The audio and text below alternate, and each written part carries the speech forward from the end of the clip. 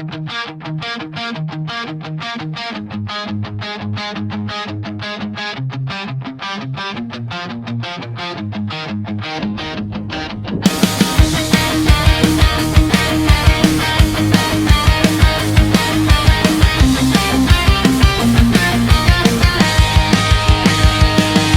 hamog ay tila nagiging lason sa hangin na dahan-dahang sumisipot.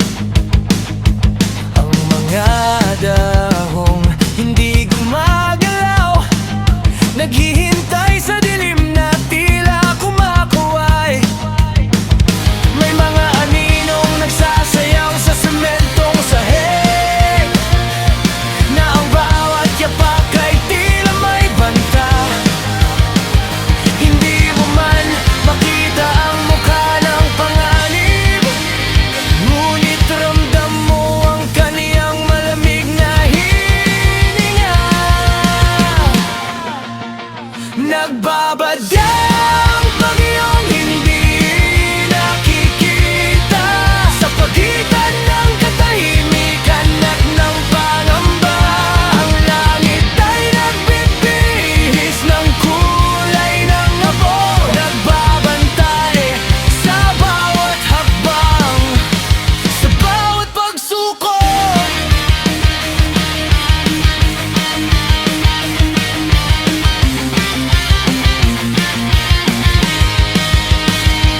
Ang mga ibon ay nagsisilikas na, tila alam ang lihim na dala ng tadhana. Ang lupa ay nanginginig sa ilalim ng paa, isang babala na hindi dapat ipagsawalang bahala. May mga ninong nagsasayaw sa sementong sahig, na ang bawat yapak ay tila may banta. Hindi mo man makita ang mukha ng panganib, ngunit ramdam mo ang kaniyang malamig na hininga. Nagbabadya ang bagyong hindi nakikita sa pagitan ng katahimikan at ng pangamba. Ang langit ay nagbibihis ng kulay ng abo, nagbabantay sa bawat hakbang, sa bawat pagsuko.